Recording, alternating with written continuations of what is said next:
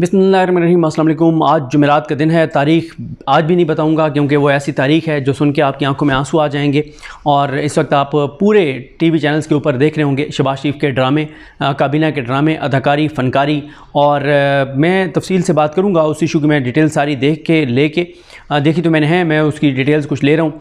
जो 7 जो मज़दूर हैं वो कत्ल हुए हैं गवादर में, जिनका तल्लुक़ जनूबी पंजाब से था। जनूबी पंजाब के लोगों का खून इतना सस्ता है, इतना सस्ता है। वैसे KPK में भी ये बहुत इस तरह के जुल्म है और KPK के भी मजालिम की बात नहीं होती। और ये बात बिल्कुल वैलिड हो रहा है कि APS के ऊपर हम क्यों नहीं आवाज़ उठाते इतनी ज़्यादा, जहाँ पे हमारे बच्चों को ज़िबा किया गया।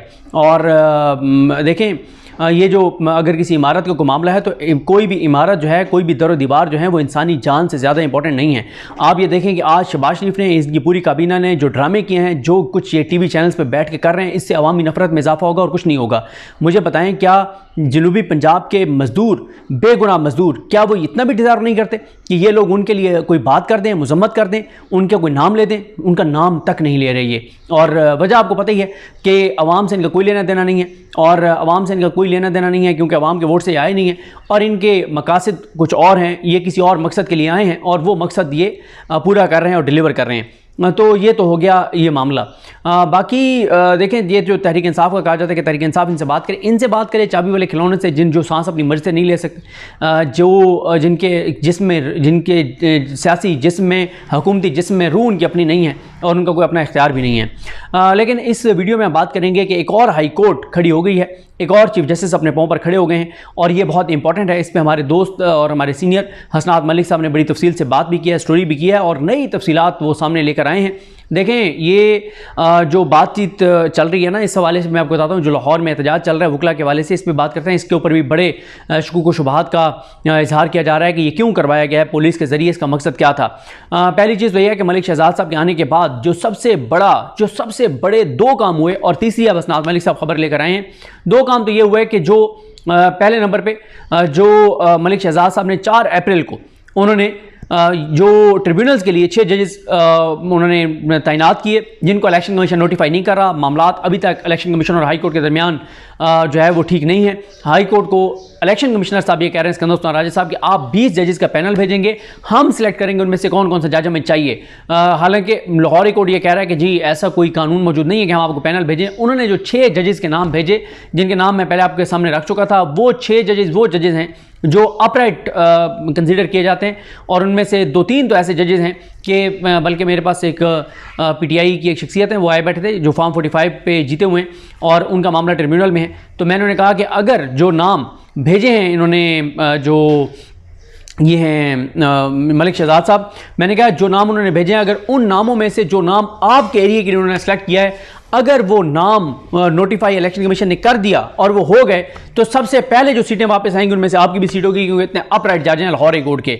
तो लेकिन उनको इलेक्शन कमीशन नहीं कर रहा। इलेक्शन कमीशन इसलिए उनको नहीं कर रहा क्योंकि इलेक्शन कमीशन का मसला ये है कि इलेक्शन कमीशन जो है वो चाहता है कि 8 फरवरी का मैंडेट जो है, जो चोरी किया गया है, वो वापस ना हो। और 8 फरवरी का जो मैंडेट चोरी किया गया है उसमें वो इलेक्शन कमीशन भी शामिल है, सुप्रीम कोर्ट भी शामिल है, पूरा निज़ाम शामिल है। और पूरा निज़ाम इस बात पर खड़ा हुआ है, डटा हुआ है कि ये मैंडेट वापस नहीं होना चाहिए। तो वो नोटिफाई नहीं कर रहे। पहली लड़ाई ये थी। दूसरा फिर मामला ये बना जब जो लाहौर हाई कोर्ट के चीफ जस्टिस हैं, जस्टिस मलिक शहजाद अहमद खान साहब, उन्होंने जो फुल कोर्ट मीटिंग बुलाई, उसमें जो सुप्रीम कोर्ट ने उन्हें कहा कि तजावीज़ दें, उन्होंने जो तजावीज़ दी वो बहुत सख्त तजावीज़ उन्होंने दी हैं। और उन्होंने बिल्कुल इंडोर्स किया है 6 जजेस के ख़त को कि जो इस्लामाबाद हाई कोर्ट के जजेस ने ख़त लिखा है वो बिल्कुल दुरुस्त है, इंटरफेरेंस होती है। और ये सारी बातें उन्होंने लिखी हैं। तो वो भी एक मामला, वो भी नागवार गुजरा, काजी फाइज ईसा साहब को भी, इस निज़ाम को भी, इस हुकूमत को भी। लेकिन अब जो तीसरा मामला लेकर आए हैं हसनात मलिक साहब, वो बहुत इंपॉर्टेंट है।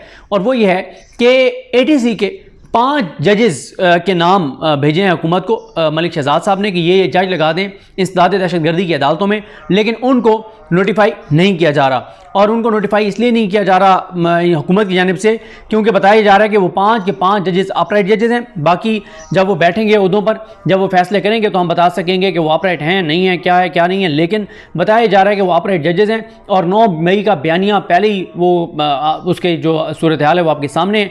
और जब अदालती फैसले उसके ऊपर ऊपर आ जाएंगे तो फिर और ज़्यादा गंभीर हो जाएगा मामला।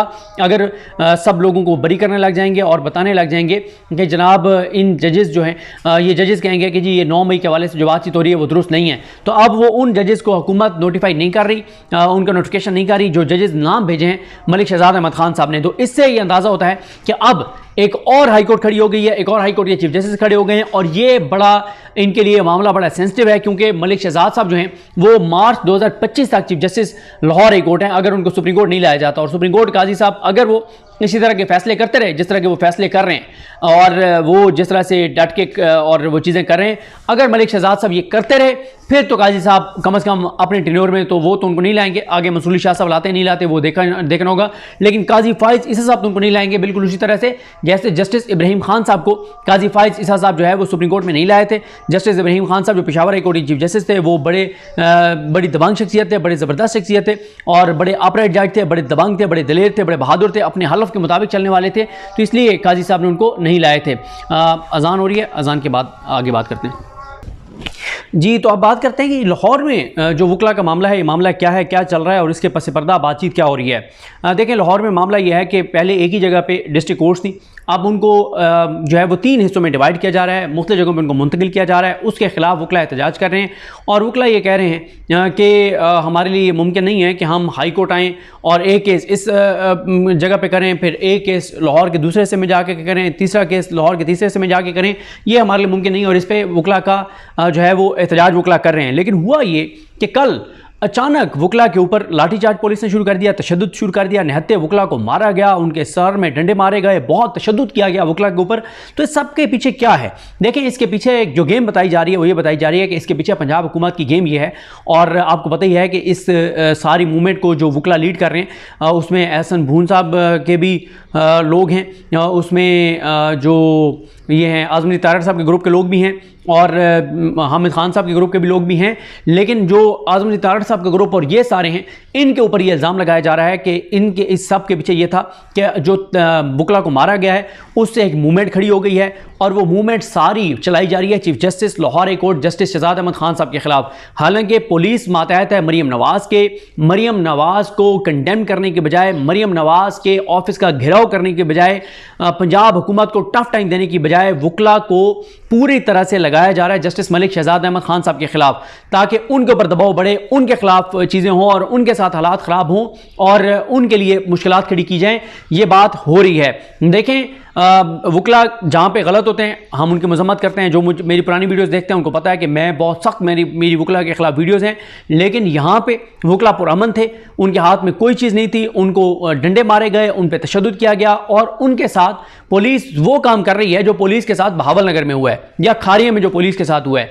तो पुलिस जो है वो निहत्ते लोगों के साथ ही हमारी पुलिस लड़ सकती है। बाकी आप कहीं नहीं देखेंगे कि कहीं पे जहाँ पे पुलिस को स्टैंड लेना चाहिए वहाँ पे पुलिस स्टैंड ले खड़ी हो, ये बदकिस्मती है। तो इसमें ये इल्ज़ाम आ रहा है कि इस सब के पीछे बहुत बड़ी गेम है कि ये जो कल किया गया टॉर्चर तशद्दुद किया गया, इसके पीछे मकसद ये था कि जो वकील हैं अब वो खड़े हों जस्टिस मलिक शहजाद अहमद खान साहब के खिलाफ, और वो खड़े भी हो रहे हैं और बड़ी सख्त किस्म की प्रेस रिलीज़ जारी हो रही हैं। वो वकला तंजीमें जो पिछले 2 साल से फस्तायत, जजीदियत, इंसानी हकूक़ की पामालियों पर खामोश थी या इस निज़ाम को, इदारों को, हुकूमत को, नून लीग को सपोर्ट कर रहे थे, उनको भी बड़े इंसानी हकूक़ याद आ गए हैं और वो सारी चीज़ें आ गई हैं याद। इसलिए वो चीज़ें याद आ गई हैं कि अब गेम कुछ और है।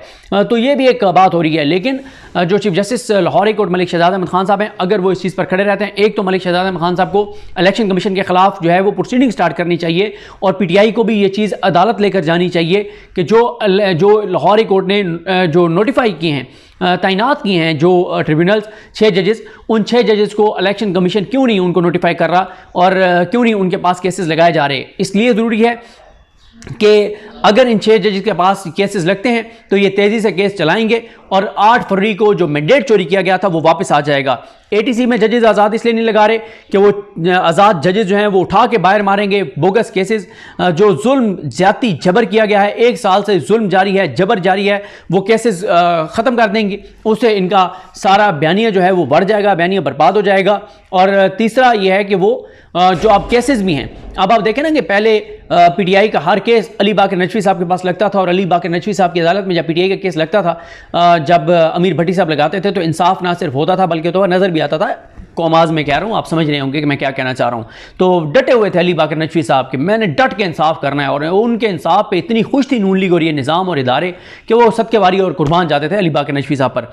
तो अब ये मुख्तलिफ बेंचों में ऐसे में लगा रहे हैं जहाँ पे वो फैसले आ रहे हैं जो आने चाहिए, जो आइन के मुताबिक हैं, जो हलफ के मुताबिक हैं जजेस के।